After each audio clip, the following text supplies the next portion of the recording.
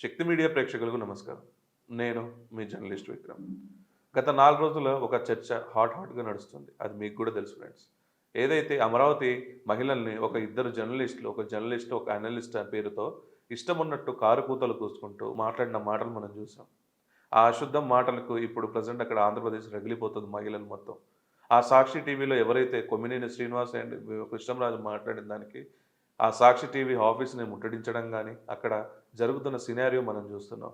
అయితే ఇప్పుడు ఒకసారి మనం ప్రొఫెసర్ గారిని మనం తీసుకుందాం. సార్ నమస్తే అండి.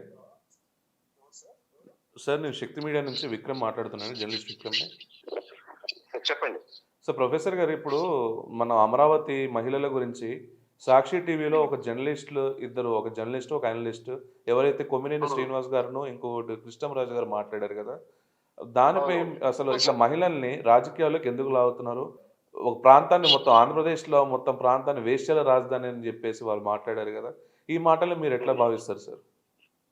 సార్ ఇక్కడ వాళ్ళు ప్యానెల్‌లో మాట్లాడినటువంటిది ఆ కృష్ణరాజు గారు గాని, దాన్ని నిర్వహించినటువంటి కొమ్మినేని గారు గాని, సాక్షి దాని యాజమాన్యం సాక్షి గారు గాని, దీన్ని ఆంధ్రప్రదేశ్‌లో ఉన్నటువంటి అమరావతిలో ఉన్నటువంటి మహిళలకు అవమానించినట్టుగా నాకు అనిపించట్లేదండి. మన భారతీయ సాంప్రదాయంలో, హిందూ సాంప్రదాయంలో ఒకటుంటదండి. యత్ర నార్య పూజ్యంతే తత్ర రమై దేవత పూజ్యంతే అని ఒకటుంటదండి. ఓకే. ఆ కాన్సెప్ట్ లో టోటల్ గా భారతదేశంలో ఉండేటువంటి ఆడవాళ్ళని అందరినీ కూడా అంటే ఒక ప్రాంతంలో ఉండేటువంటి వాళ్ళని మీరు అది ఒక రకంగా చెప్పాలంటే సైకోయిజం తో కూడినటువంటి ఎనలిజం అండి అది. మీకు ప్రభుత్వం మారినప్పుడు ఆ రోజును కూడా గతంలో ఉండేటువంటి వాళ్ళు ఒక విశ్లేషణ అనేటువంటిది ఎలా ఉండాలంటే నలుగురికి ఉపయోగపడే విధంగా ఉండాలి. అది ఒక అసహించుకునే విధంగా, చీత్కరించుకునే విధంగా అసలు ఇది ఎందుకు ఇది ఒక జర్నలిజమా లేకపోతే సైకోయిజమా అనేటువంటి విధంగా ఆ విశ్లేషణ చేయటం అనేటువంటిది చాలా తప్పు.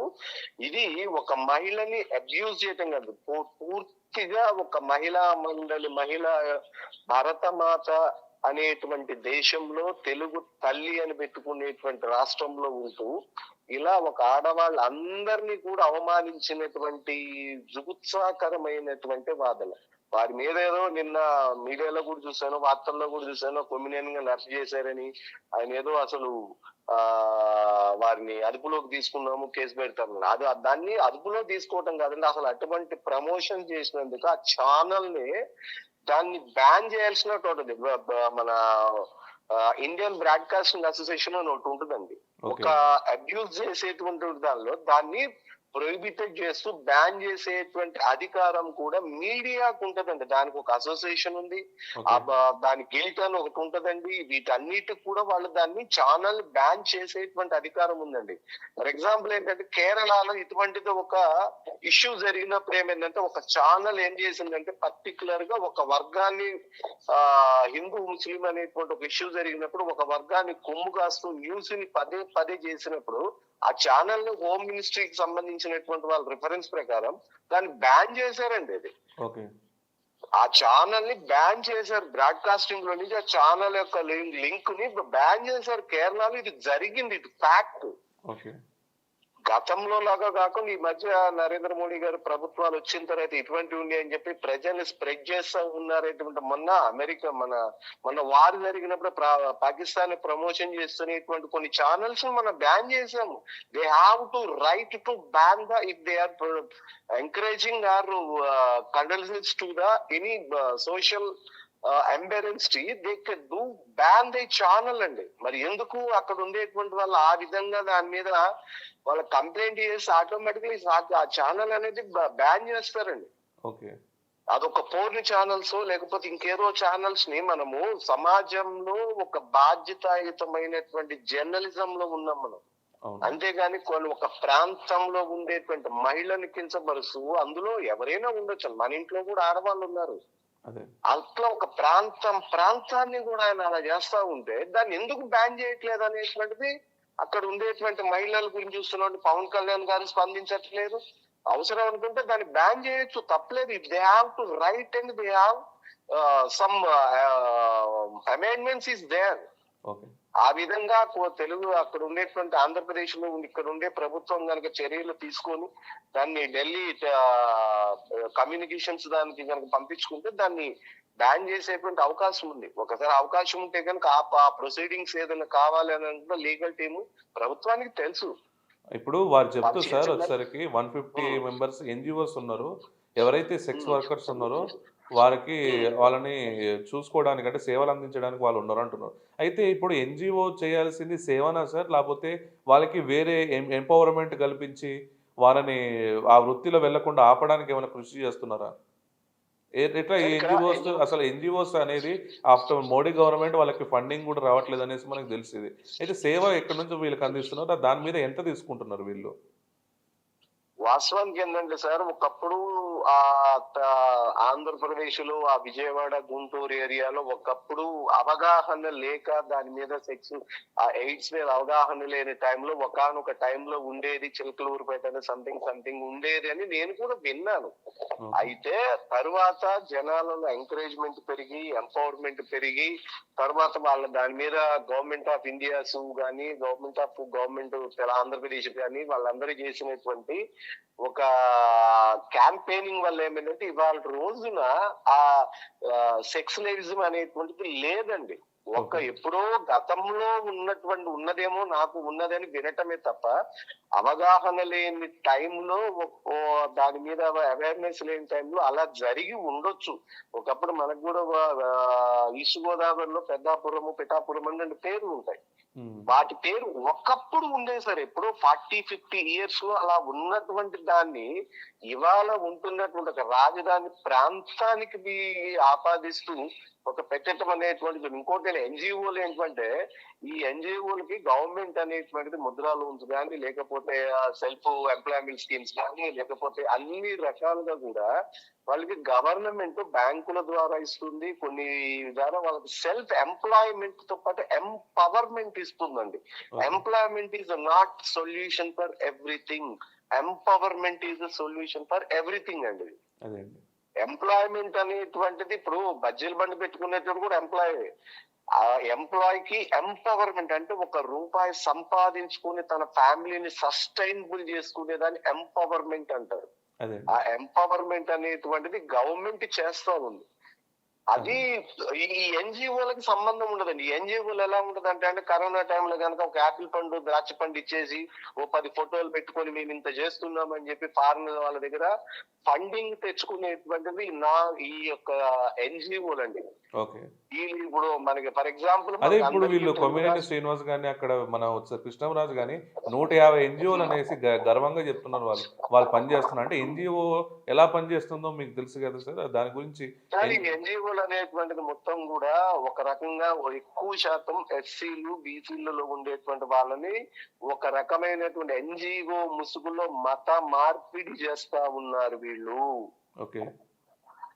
ఎన్జిఓ ముసుగులో మత మార్పిడి చేస్తున్నటువంటి దాన్ని నరేంద్ర మోడీ గారు కానీ చంద్రబాబు నాయుడు గారు కానీ పవన్ కళ్యాణ్ గారు కానీ కూటమి ప్రభుత్వం వచ్చిన తర్వాత ఎక్కడికక్కడికి దాని మీద ఉక్కు పాదంతో తొక్కివేయటంతో కసితోటి ఈ ఎన్జిఓల ముసుగులో రాజధాని స్థలంలో వాళ్ళు స్థలాలు కొట్టేసేటువంటి భూ కబ్జాదారులు వాళ్ళు.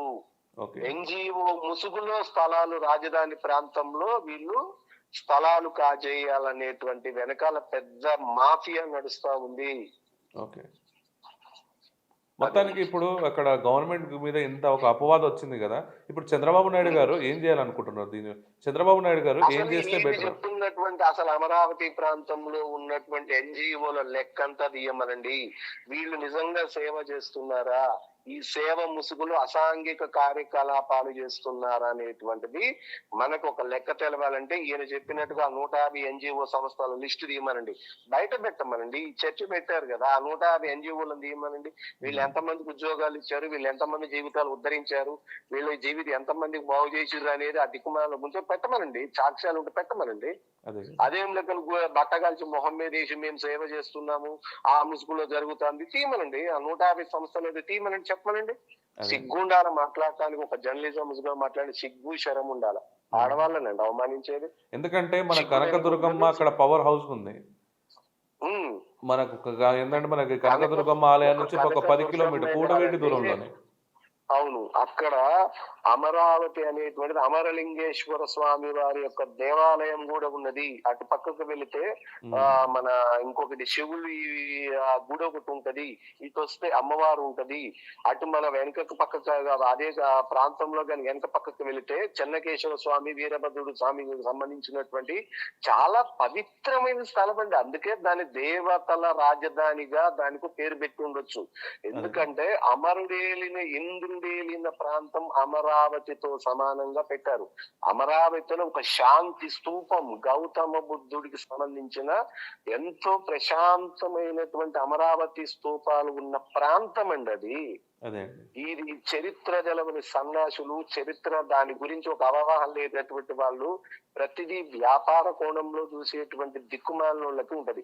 ఒక రకంగా చెప్పాలంటే మనకి ధర్మస్థలి అని ధర్మక్షేత్రంలో ఒక స్థలం ఉంటదండి మన హిమాచల్ ప్రదేశ్ లో. అవును, అది రాజధాని. అది అక్కడ ఓన్లీ కూడా ఎంత ప్రశాంతమైనటువంటి ప్రాంతం ఉంటది అనేటువంటిది వాళ్ళకి తెలీదు.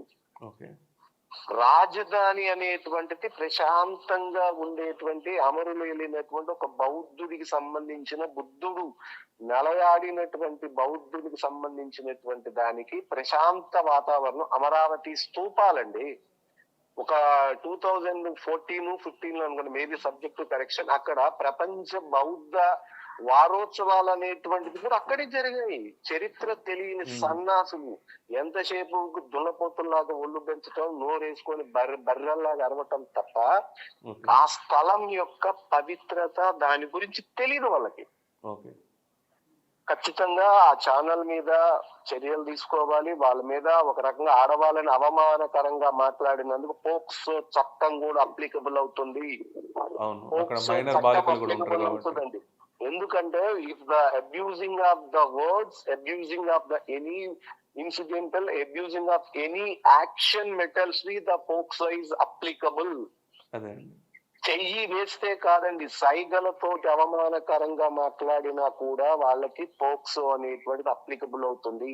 నిర్భయ యాక్ట్ అనేటువంటిది ఒకటి అప్లికబుల్ అవుతుంది. చాలా క్రూషియల్ సెక్షన్స్ అప్లికబుల్ అవుతాయండి. అది సమాజంలో ఒక వర్గాన్ని రెచ్చగొట్టి అశాంతిని ప్రేరేపించడం, రకంగా చెప్పాలంటే రాజద్రోహం కేసులు పెట్టాలి వాళ్ళ మీద. ఇది నా యొక్క ఒపీనియన్ అండి. ఓకే అండి, థ్యాంక్ యూ. సో ఇప్పుడు ప్రొఫెసర్ గారు చెప్పింది విన్నారు కదా. ప్రొఫెసర్ గారు ఏం చెప్తున్నారంటే అక్కడ అమరావతిలో పెద్దవాళ్ళే కాదు మైనర్ బాలికలు కూడా ఉంటారు. రేపు మైనర్ బాలికల మీద ఇట్లా కన్ను టచ్ చేయడమే కాదు, వారు కన్ను సైగ చేసినా, వారి గురించి అబ్యూజింగ్గా మాట్లాడినా, ఈ కొమ్మినేని శ్రీనివాస్ మీదను ఈ కృష్ణంరాజు మీద ఫోక్సో యాక్ట్ పెట్టాలని చెప్పేసి ప్రొఫెసర్ గారు చంద్రబాబు గారిని రిక్వెస్ట్ చేస్తున్నారు. సో మీ అభిప్రాయం ఏం చెప్తారు ఫ్రెండ్స్? ఫోక్సో యాక్ట్ పెట్టాల్సిందేనా అని చెప్పేసి మీరు కామెంట్ రూపంలో చెప్పగలరు. సో మొత్తం విన్నారు కదా, ఎట్లా మన అమరావతి వచ్చేసరికి దేవతల రాజధాని అని నారా చంద్రబాబు నాయుడు గారు ఎందుకు మాట్లాడారు. సో ఇప్పుడైనా ఈ అపవాదం మానేసి ఆ అమరావతి రాష్ట్ర క్యాపిటల్ని డెవలప్ చేయాల్సిందిగా వారి కృషికి మీరు ఎంకరేజ్, మీరు ఒక పైసా ఇవ్వకపోయినా మీరిచ్చే డబ్బులతోనే అక్కడ అమరావతి డెవలప్ అవుతుంది. కానీ దాన్ని విమర్శించకండి, ఎందుకంటే పెట్టుబడులు రాకుండా చేస్తున్నారు మీరు. జై హింద్, జై భారత్. ఈ వీడియో కానీ మీకు నచ్చినట్టయితే friends like, share and comment చేయాల్సిందిగా కోరుకుంటున్నాను. మరియు సబ్స్క్రైబ్ చేసి బెల్ ఐకాన్ కూడా ప్రెస్ చేయాల్సిందిగా కోరుకుంటున్నాను.